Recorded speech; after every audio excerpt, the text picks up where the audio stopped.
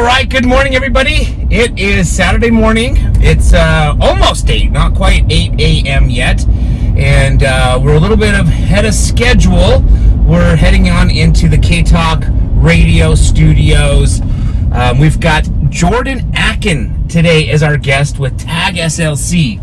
And Jordan has a pretty amazing story in how much he's accomplished at what age he's at. He's a young guy, and guy started off doing fix and flips. Well, probably, if I'm not mistaken, I think he started off by like wholesaling condos in St. George because he used to live down there. He was pursuing golf as a career, so he lived in St. George where he could play golf year round, and then ended up moving to Salt Lake City. Started flipping homes, then started flipping high-end homes, and then decided that he wanted to get into multifamily development and multifamily renovations. So the guy's done some pretty spectacular things here in the Salt Lake area. Downtown is mostly where he focuses his energy, and basically I've toured some of his apartment buildings that he's built from scratch. Amazing stuff that he, the journey he's taken from start to finish. Again, at how young he is and how quickly he's done it is why I say he's got a pretty amazing story. It's not common, at least I haven't seen it being very common, for people to go from where Jordan started to where Jordan is right now in the amount of time that he's done it. So he's very excited to interview this guy. He also is a friend of mine, so that makes the interview even more fun. Jordan and I actually happen to be also in a mastermind together. You may have heard me chat about it before, but I am in a real estate mastermind where we meet once a month. There's I think about 12 or 13 of us guys in there, all real estate investors, all specialized in different niches, some self-storage, some strip malls, some multi-family apartment buildings, some fix and flippers, some wholesalers. So it's kind of cool. We all get together once a month, mastermind, and see how we can help one another, continue to, keep pushing ourselves to do better and be bigger and do, take our businesses basically to the next level. So Jordan and I were friends actually before the mastermind, and then happened to both be in the mastermind later. But heading on into the office right now. And another thing that I also need to do is a update on my new business venture, which, if you've been following, is trying to figure out the food industry. I know nothing about the food industry, although I'm starting to learn. Been studying, and had a wonderful phone call with a food scientist from Utah State University, and she's given me a lot of phenomenal direction in which way to start taking my next steps. So I've got to give you guys the update on that. And then what's so crazy about this food scientist in Utah State University is that we figured out that we grew up together. We were neighbors. Like, we lived like 10 houses away from each other. She was just a little bit older than me, but her younger sister and my younger sister were friends and would play together all the time, and didn't even realize that when I first was introduced to her that we were, childhood neighbors. So pretty amazing. Such a small world. But I will definitely give you guys an update on that here shortly, just to, again, fill you in on my journey. So, again, heading in right now to the radio stations.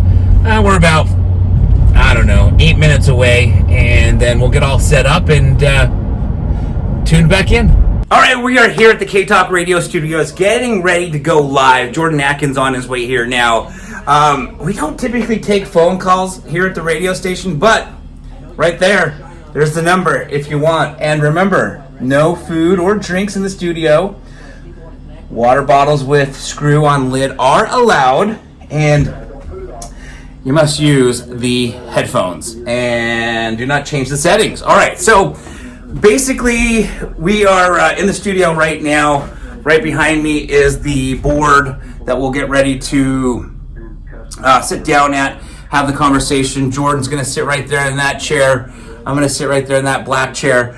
But again, really excited on the topic that we're going to be talking about, where Jordan's going to be sharing with us how he went from, I'm going to sit down here, how he went from condos in St. George to flipping houses in Salt Lake to converting into high-end flips. I mean, beautiful. I got to see some of these homes, close to $1 million price range flips, gorgeous, beautiful things, beautiful amenities in the home. And then from there, he just decided he wanted to get into bigger deals and got into multifamily development and multifamily remodeling. And when I say multifamily, let me be clear, it's actually commercial, meaning over fourplexes. He was doing 20 plexes and larger, around 9, 10, 20, basically.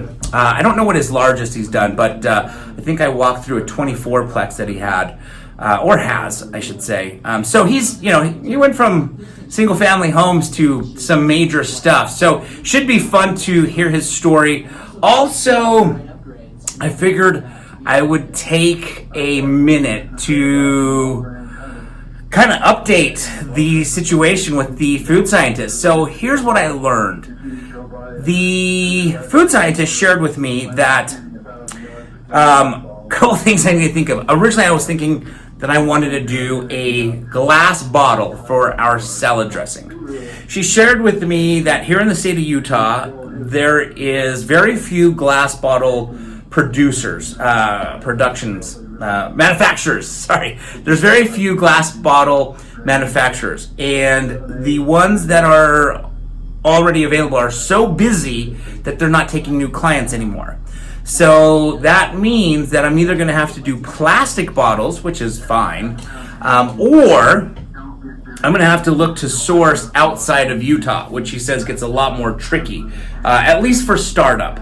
Once you're up and running and you've got a big production going, then it's not that big of a deal. But in the beginning, where I'm just starting off, where we haven't even, created one bottle yet, glass could be an obstacle. So we've got to entertain plastic bottles. Now, the other thing that she shared with me is that we need to start learning how the ratio of the recipe changes from one like at home we'll make a batch, I don't know what you call it, one, not serving, but one bottle of salad dressing, and when it runs out we just make another one, and we just store it in our cupboard and our pantry.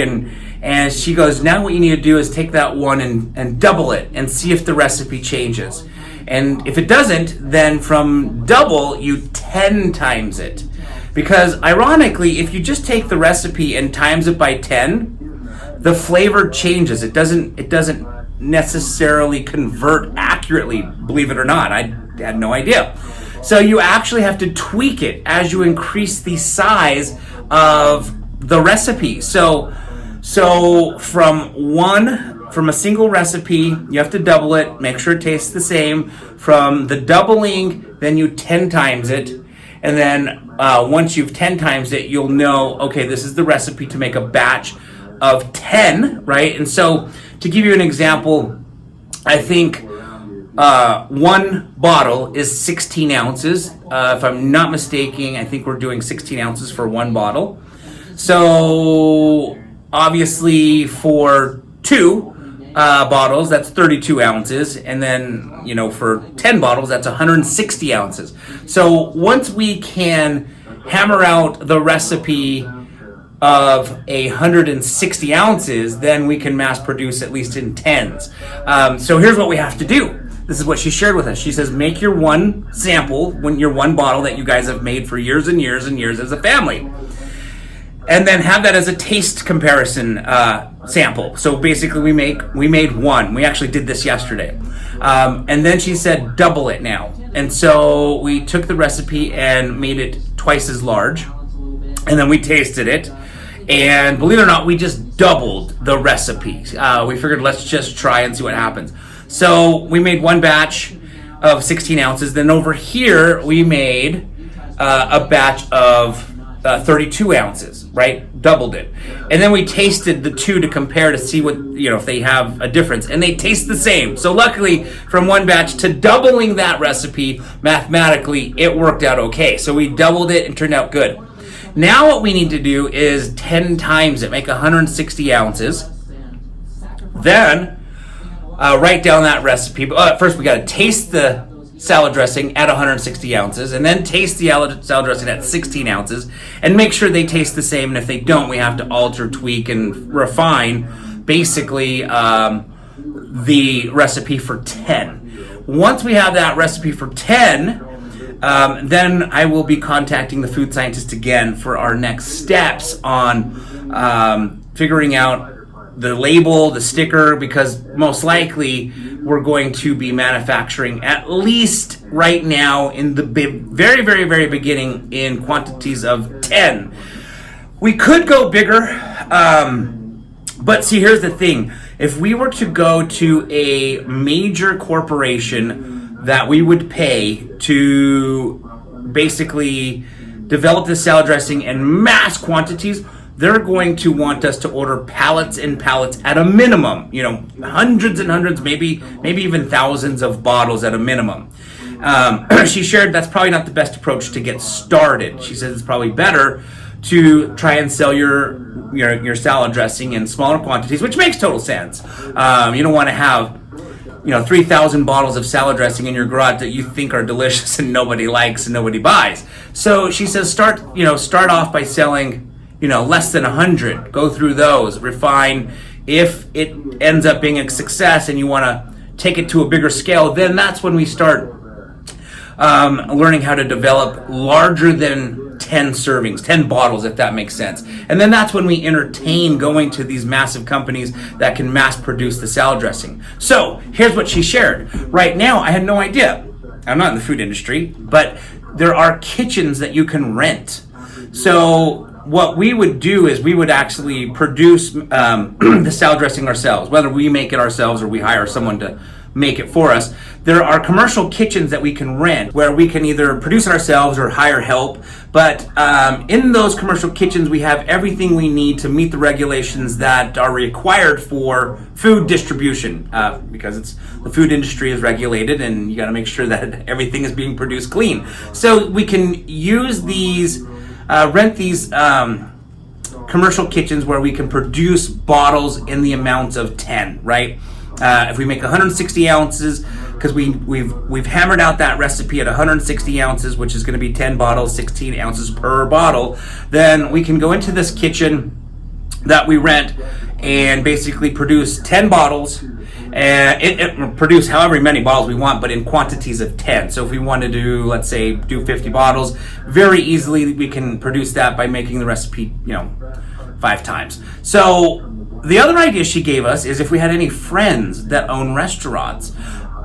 If we do, we can maybe possibly borrow their kitchen in the evenings, because with the salad dressing recipe, we're not doing any cooking, so we're not going to be disturbing their kitchen at night and making it dirty and splashing after they've already had their cleaning crew clean it. We're just going to be going in there and mixing some ingredients together. So she said that if you have any friends that have a restaurant, maybe that's another possibility. And I actually know a couple people that own restaurants. So maybe we rent a kitchen, maybe we borrow these restaurant kitchens after hours. And right now we're in the COVID-19, slowly opening at a lockdown, but restaurants have been affected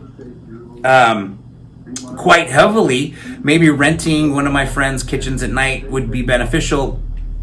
Or not even my friends. I could approach restaurants, just thinking on an entrepreneurial aspect, being creative. I could approach restaurants, any restaurant, and say, "Hey, listen, can I rent your kitchen at night? To produce a salad dressing." And with the way the restaurant industry's been hit, maybe they're more open to that. And from an entrepreneurial perspective, it might help me get a little bit of a deal than renting a commercial kitchen. So just kind of thinking out of the box, kind of thinking creative, trying to keep costs down, expenses down right now in the early phases. So she also sent me a ton of information that I now have to read through, and I've got to learn exactly about bottles. There's more to it than I thought. I picked out bottles that I thought looked cool, and lids that I thought looked cool, but there's a little bit more to it than I thought, and she shared with me some different websites, tons of information I got to go through, read, that are basically going to be able to educate me a little bit more on how to make the decisions I need to make moving forward. So, as of right now, that's kind of the latest. Yesterday we made the salad dressing. We doubled it. It tastes the same. Now we need to figure out if just 10 timesing the recipe makes it taste the same. And if it doesn't, we've got to, figure out how to make it taste the same.